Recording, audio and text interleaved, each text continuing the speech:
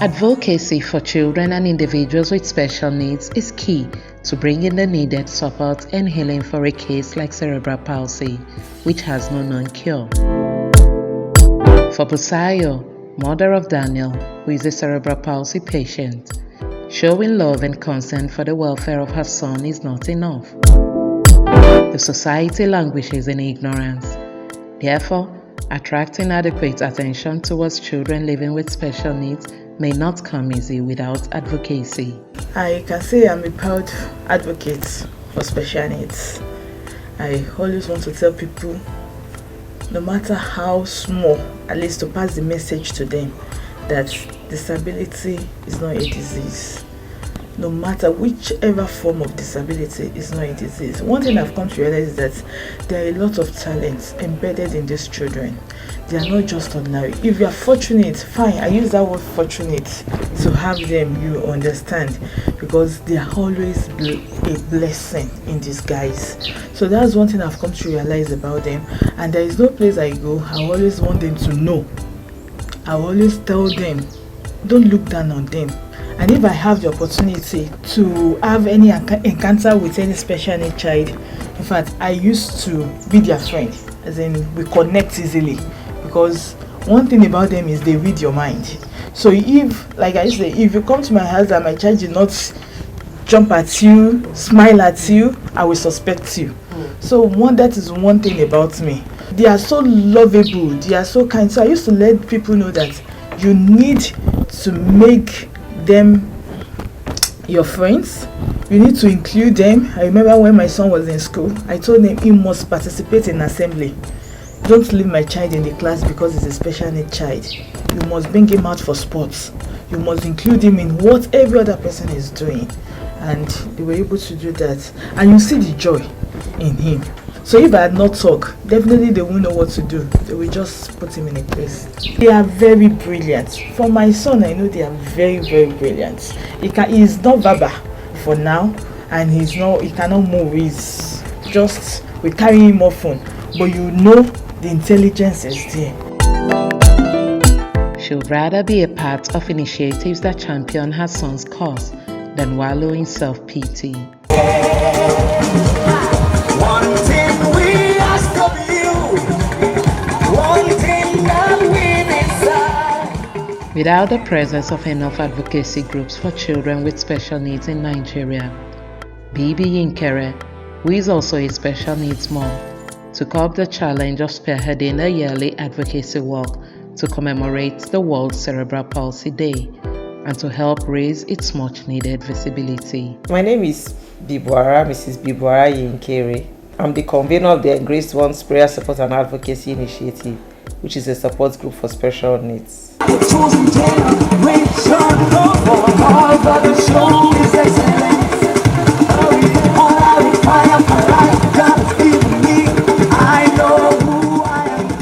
October every year is known internationally as World Cerebral Palsy Day. It's a day that the UN has set aside to celebrate persons with CP and their families as well. So there are many days to celebrate that, to mark that day. But for us in the Engraced Ones, for the past 4 years, we've been having an annual prayer walk. Like I said, we are a prayer support group, annual prayer and advocacy walk.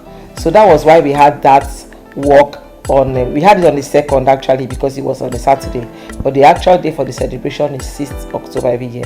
Now why we are doing this is because CP is, like I said, is a very common condition amongst children who live with disability, and it's a condition that I'm so passionate about.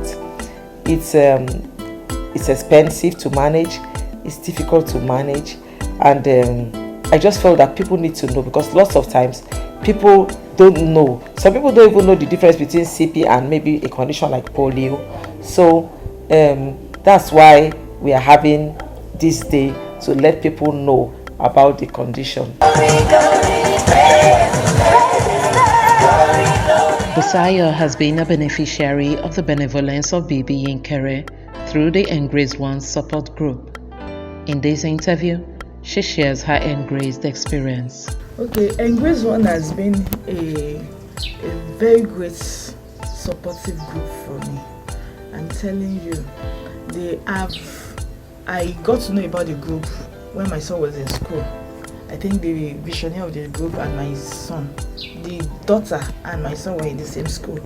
So when she told me, I was willing to join them, at least to advocate, to pray, to share experience and to learn from each other. And from that, I have always tried my best to be part of their program. Either you see me at the background or you see me at the forefront. Yes, I'm not this person that is always, like I said, I've got to withdrawn. So at times you may not see me very active, but behind the scene, I'm always there doing one or two things. Yes.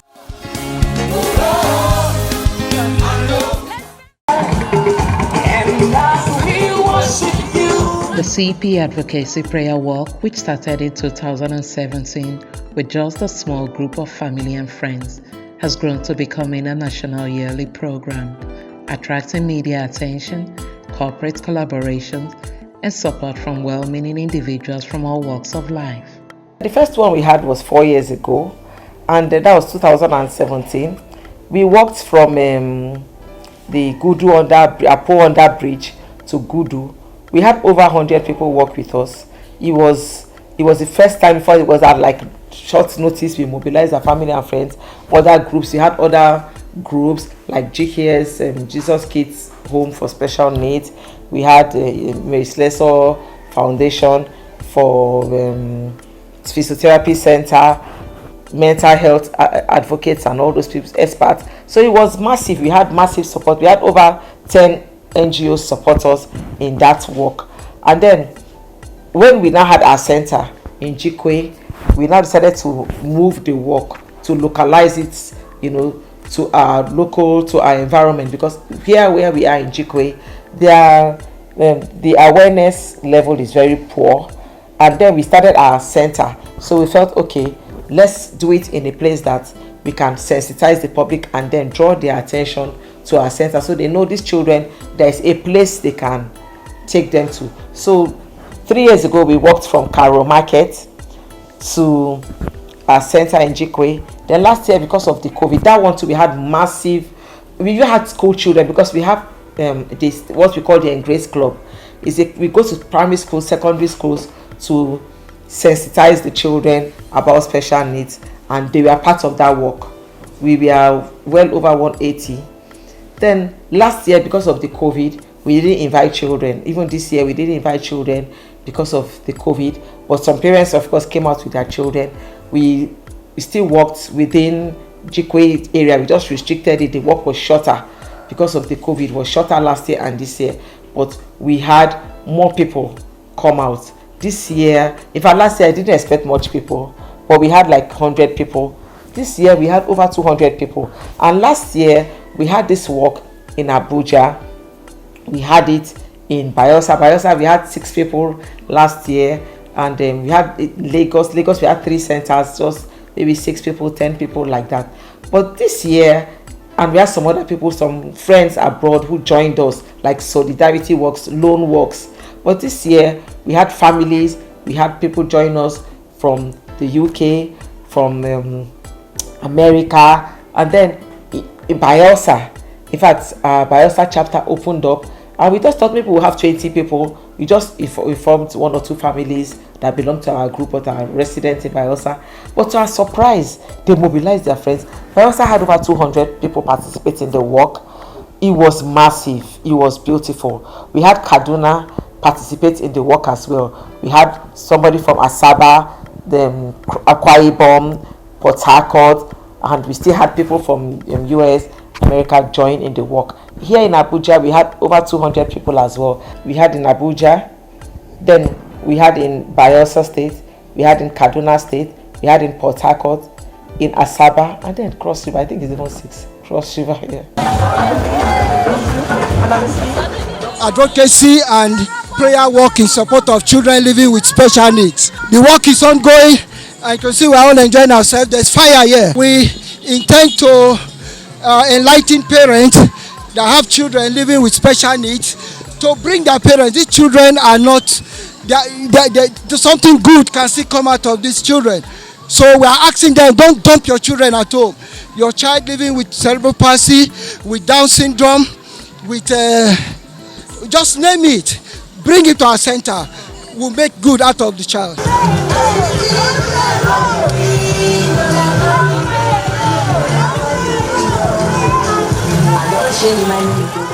We are moving and telling the whole world about the special needs children. The fact that we are making an advocate for people to reach out to these children, parents, governments, NGOs, different organizations, to come up and support these children of the needs. And so with that, I'm not tired at all. It is something worth the while. How do you feel? I feel so great. I feel my health has even improved. Those who are participating, it's a great deal of exercise for all of us. To walk, this distance we have covered is about 10 kilometers. Not many people want to do it in any weekend, but it has given us the opportunity to do it as a team. I feel relief because, though I do exercise regularly in my house on my treadmill, I don't think I cover this distance. And with this level of unawareness, because it's like a ceremony, you are not aware, you are not taking note of the fact that you are exercising, but at the end of the day that you have really exercised. So you feel good? You feel really good. I feel really good.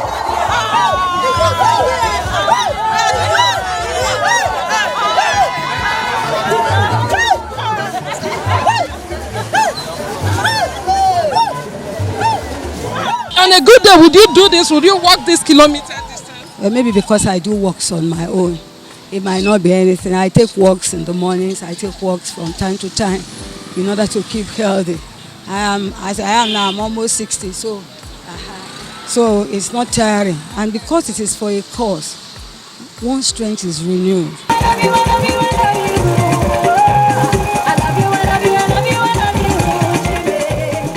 The government needs to do more, because sometimes I think, probably if we didn't, like in Abuja for instance, if we didn't have the work, there would have been no celebration of the condition, because even the news items for that day were based on our activity and not as the way we see some other days recognized is on the news. Everybody's talking about it. Whatever newspaper reporting that went on that day, whatever news reporting that went on, was based on what parents, we and other groups like us did. So the government would need to do more. And yearly the awareness increases. Cerebral palsy is gradually gaining its much needed recognition as more people get to learning about it, while CP parents get bolder to seek help. With this now, more people are getting to know, they are coming out. Even the children we have in the center, that's how we even got them. When we had the second walk with some of the people we met in the market, they say, my neighbor's child, okay, I will tell somebody. So I think that we are growing, and then the awareness is increasing. What we do, we don't just invite disability groups alone.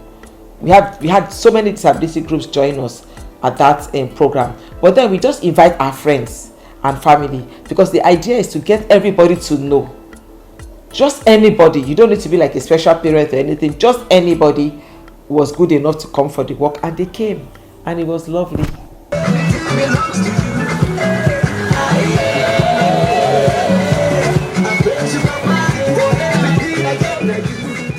The walk is a sort of awareness.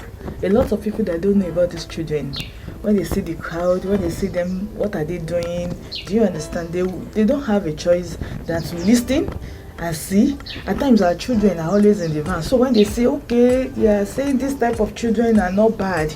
So it goes a long way, and we really wish for more awareness from groups, from NGOs, from individuals, inclusion, advocacy. We really need it. It's important.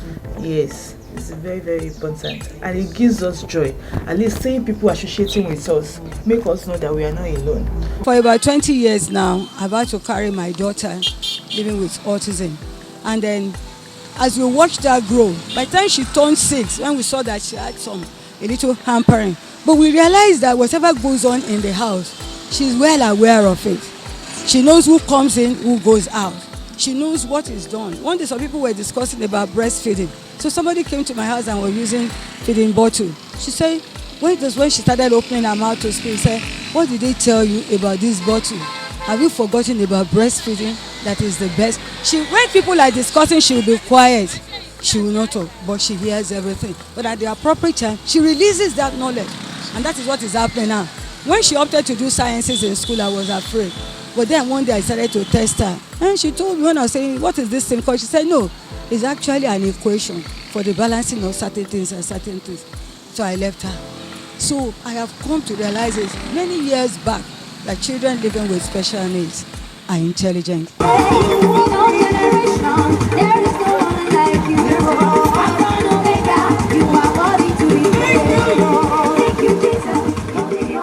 am an advocate of children living with special needs. And today we are out because of children living with cerebral palsy.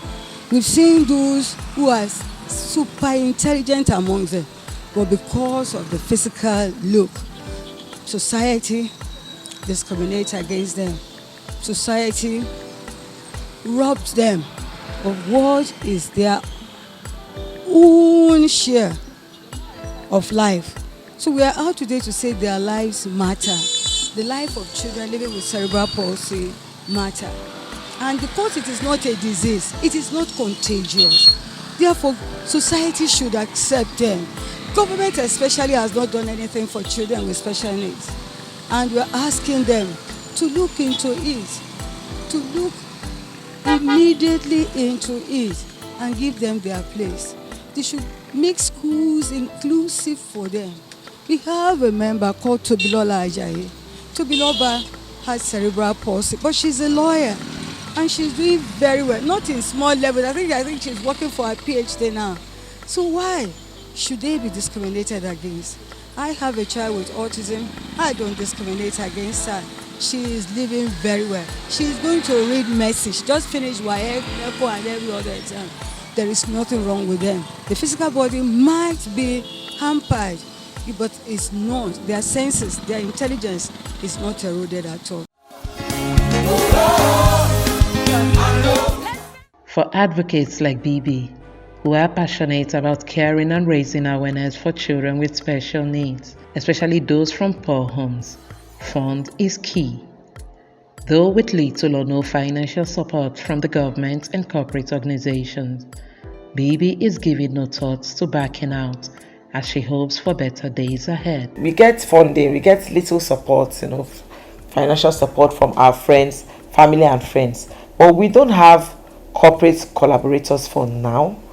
We had the ministries coming. We had like 4 ministries represented that day, but it's more like moral support. But when it comes to financial collaborators, no, we don't have. We have been writing. We hope it gets better. We have been writing. We hope we get a positive response. But at the moment, it's family and friends, and we, the parents ourselves, making contributions, donations towards such programs. We are called the Engraced ones, so we are full of grace. As God engraces us, we are going to continue.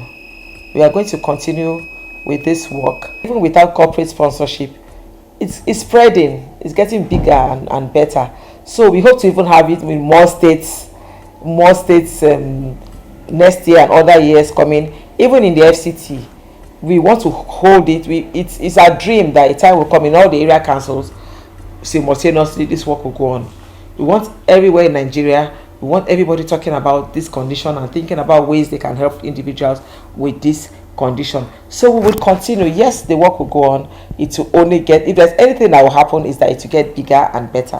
And yes, with a heart that looks beyond personal inconveniences and pains, there is hope for children with special needs. There are truly better days ahead.